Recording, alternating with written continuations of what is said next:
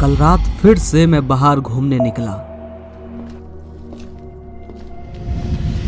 इस उम्मीद में कि शायद एक और सवाल मेरे दिमाग में घूमेगा जिसके ऊपर मैं वीडियो बना पाऊंगा और आपकी लाइफ बदल जाए। तो घूमते घूमते एक गहरा सवाल मन में उठा कि आखिर किसी भी बुरी लत हो, गंदी लत हो, एडिक्शन हो या जिंदगी के बाकी दुख हो, उनकी शुरुआत ही क्यों होती है और कब होती है? क्या अगर हम उस पॉइंट को समझ ले तो क्या हर इंसान अपनी हर बुरी आदत से निकल सकता है? सोचता रहा, चलता रहा, 3 घंटे घूमता रहा बाहर 11 बजे तक, पर इसका जवाब नहीं मिला। सोचा कि शायद वीडियो नहीं बन पाएगी इस लाइफ चेंजिंग टॉपिक पर जिस पर कोई बात ही नहीं कर रहा। घूम कर आया और आकर सो गया। सुबह उठा, पर्सनल काम किए और घर में रखी चीजों की सफाई करने लगा। सफाई करते करते किताबों को साफ किया, फिर मुझे उनमें से एक किताब मिली। सोचा आज इसे पढ़ूंगा। ऐसे ही उसे चुन लिया और यही मेरे रात के सवाल को सुलझाने वाली थी। मैं इस बात से बेखबर था। पहला पन्ना पढ़ना शुरू किया और 3 पन्ने पढ़ने के बाद मुझे मेरे रात के बेचैन और लाइफ चेंजिंग सवाल का उत्तर ही नहीं मिला, गहराई से उत्तर मिला। किताब का नाम वीडियो के लास्ट में बता दूंगा। मैंने 3 पन्नों के बाद किताब को रख दिया, इसलिए ताकि मैं इसकी गहराई को वीडियो में बदल पाऊं। तो अब डूबते हैं इस गहरे उत्तर में जो तुम्हारे हिलाने की आदत हो, पॉर्न की तरफ भटक जाना हो या जिंदगी के आधे दुखों में फंसना हो। ये सवाल उसी तरह तुम्हें सुलझा देगा जैसे मुझे सुलझा दिया। दूसरे पन्ने पर एक बात लिखी हुई थी कि व्यक्तिगत समय का क्या मतलब है, यानी पर्सनल टाइम का क्या मतलब है। और फिर लिखा था 10वीं लाइन में कि अपना समय अपने से आगे के किसी काम को अर्पित कर दो। इन 2 लाइनों ने मेरा रुख बदल दिया और इन तीनों पन्नों पर इन्हीं को ही निचोड़ के बताया है। तो चलो वो निचोड़ा हुआ रस हम भी पीते हैं। किसी भी दुख की शुरुआत कैसे होती है जानते हो? दुख माने सभी तरह के दुख, चाहे कोई एडिक्शन हो, गंदी आदत हो, घर के कलह कलेश हो, हर तरह के दुख की शुरुआत ही होती कैसे है मैं बताता हूँ। पर्सनल टाइम देने से खुद को। जी हाँ, अभी लग रहा होगा क्या फालतू की बात कर रहे हो पवन भाई, मतलब कुछ भी। रुको, थोड़ा सब्र रखो, खुश होकर जाओगे इस वीडियो से। एक उदाहरण से और गहरा समझते हैं। एक तरफ तुम हो जिसने एक गर्लफ्रेंड बना रखी है और दूसरी तरफ हमारे भगत सिंह आजाद। ओके, दोनों रात को अपने अपने घर में खाना खाते हैं। ओके, तुम खाना खाकर बिस्तर पर जाते हो और फोन उठा लेते हो और गर्लफ्रेंड से चैटिंग चालू। चैटिंग भी कैसी होगी तुम जानते हो। उधर हमारे भगत सिंह आजाद खाना खाकर बिस्तर पर जाकर या तो पत्र लिखेंगे या किताबें पढ़ेंगे या कल के आजादी के अभियान के लिए तैयारी करेंगे। 100% करेक्ट है। आगे बढ़ते हैं। अब अपने रोज का उदाहरण लेते हैं। तुम खाना खाने के बाद क्या करते हो? रात को फोन चलाते हो।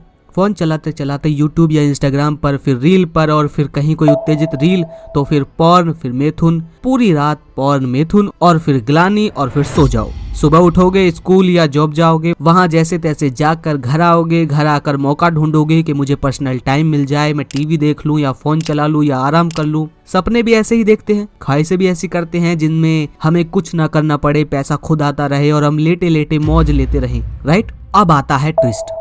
गर्लफ्रेंड किसकी बनती है? सबसे पहले लड़कियों के पीछे कुत्ते की तरह कौन दौड़ता है? वो जो खुद को टाइम नहीं दे रहा, आजाद भगत सिंह जैसा, या पर्सनल टाइम वाले? बताओ, जवाब तुम्हें पता है।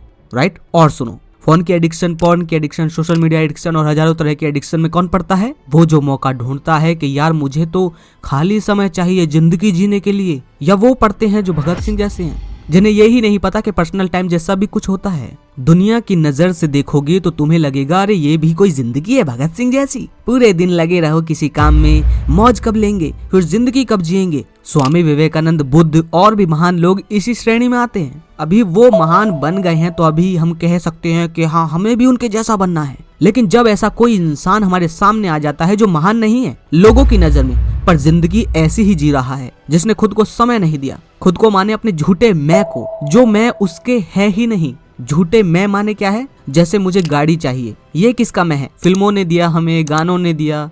गोवा के बीच पर पड़े आराम कर रहे हैं, ये किसका मैं है? सोशल मीडिया का, फिल्मों का। आराम से लेटकर फोन चला रहे हैं, चिल कर रहे हैं, ये किसका मैं है? वही फिल्मों का, इन्फ्लुएंसर का, समाज का, हमारे रिश्तेदारों का। तो ये मैं हमारे बन जाते हैं। राइट। तो हमारा कुछ है ही नहीं, सब बाहर से आया है। और जब मेरा ही मुझे नहीं पता तो जो पर्सनल टाइम खुद को दूंगा उसमें करूंगा क्या? उन सभी मैं को भरने में अपनी पूरी जिंदगी लगा दूंगा। और पूरी दुनिया यही तो कर रही है। तुम बताओ, जो तुम्हारी ख्वाहिशें हैं वो हर किसी की है कि नहीं? सच बताओ। सबकी ख्वाहिशें एक जैसी हैं। गाड़ी तुम्हें भी चाहिए, मुझे भी चाहिए, पैसा खुदाता रहे तुम्हें भी चाहिए, मुझे भी चाहिए, बड़ा घर तुम्हें भी चाहिए, मुझे भी चाहिए। हमारा सब कुछ, सब ख्वाहिशें सब एक जैसा है। हम ऐसे हैं जैसे रजनीकांत रोबोट फिल्म में सभी रोबोटों को चिट्ठी इंस्ट्रक्शन देता है और सभी वैसा ही करते हैं कि सिर घुमाओ वगैरह वगैरह। हमारा कुछ होता ही नहीं तो पर्सनल टाइम हम दे किसको रहे हैं? हमें पर्सनल का ही नहीं पता। सेक्स करके बच्चे पैदा करने हैं, ये मैं किसका है? प्रकृति का। इसलिए हम पॉर्न पर जाते हैं, दिमाग को बेवकूफ बनाते हैं कि देख वाइफ तो अभी है नहीं, तो तू जो फोन में देख रहा है उसी को सच मान कि मादा मेरे पास है।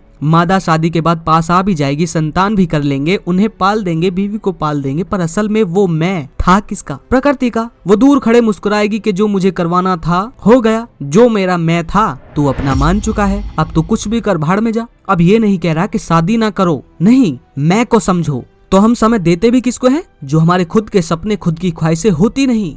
और सारे दुखों की शुरुआत कब होती है? जब हम खुद को समय देते हैं, खुद को माने हमारे झूठे मैं को भरने की। तो तुम्हें करना क्या है कि खुद से आगे के किसी काम को खुद को समर्पित करना है। वो कुछ भी हो सकता है। अगर उस काम का उद्देश्य ही अंत में मजे लेना निकले, भोगना निकले, तो वो खुद से आगे का काम नहीं। जो स्वार्थवश कम और काम बेहतर है, ऊंचा है, ये ज्यादा होना चाहिए, समझे? खुद को समय ही मत दो, क्योंकि ऐसी जिंदगी तो सभी जी रहे हैं। तुम्हारे यहाँ के चौराहे पर खड़े लड़कों की भीड़, बीड़ी पीते हुए बहुत सारे अंकल, ग्रुप में बैठी मम्मी और पड़ोसन, बहुत सारी आंटियां, फोन पर बात कर रही बहन और उसकी सहेलियां, सब यही तो कर रहे हैं, खुद को समय दे रहे हैं। और फिर यहीं से कौन कौन से दुख जन्म लेते हैं सबको पता है। बात सिर्फ एडिक्शन की ही नहीं, उससे बहुत आगे की है। अगर समझो तो बहुत कुछ समझ जाओगे। हमारे हर दुख की शुरुआत ही कब होती है? जब हम खुद को टाइम दे रहे होते हैं। भगत सिंह कभी भी किसी से जले थे, ईर्ष्या करते थे कि मेरा दोस्त ज्यादा कमा रहा है, मैं कम? उनकी किसी के साथ अनबन थी? नहीं। वो किसी लत में थे? नहीं। ओवर थिंकिंग से परेशान थे? नहीं। फोकस भटक जाता था? नहीं, कुछ भी नहीं। और ये सब प्रॉब्लम हम सबको भर भर के हैं और हर किसी को है। क्यों? क्योंकि हम पर्सनल टाइम चाहते हैं, संडे चाहते हैं, ताकि 6 दिन पैसों के लिए काम करें और 7वें दिन झूठे मैं को भर सकें। हर प्रॉब्लम का निर्माण ही खुद को समय देने से होता है। कि फोन चला लूं? अरे मजे लेने के लिए ही तो जी रहे हैं, क्या फोन ना चलाऊं? टीवी देख लूं? अरे मजे लेने के लिए ही तो कमा रहे हैं, क्या टीवी ना देखें? चलो आराम कर लेता हूं। लेट कर पॉर्न के ख्यालों में डूब रहे हैं और बोल रहे हैं, अरे क्या हम आराम ना करें, जिंदगी ना जिए? तुम्हें क्या लगता है आचार्य प्रशांत जिंदगी नहीं जी रहे? भगत सिंह ने नहीं जी? स्वामी विवेकानंद नहीं जी कर गए? वो हम सब दुनिया वालों से हजारों लाखों गुना बेहतर जिंदगी जी कर गए, खुले दिमाग के साथ। ना कोई डर, ना कोई ईर्ष्या, ना ही फोकस की कमी, ना आनंद की कमी। और जब सोते थे तो छक्कर सोते थे, दिमाग में एक विचार भी नहीं, टेंशन ही नहीं। नींद ऐसी आती थी कि क्या ही कहने। बाकी सब आप समझदार हो, बार बार बात रिपीट नहीं करूंगा। लाइफ बदल देने वाली बात मैंने बोल दी है, करना न करना आपकी मर्जी है। मैं तो करूंगा, आप सब भाड़ में जाओ। जय श्री कृष्णा।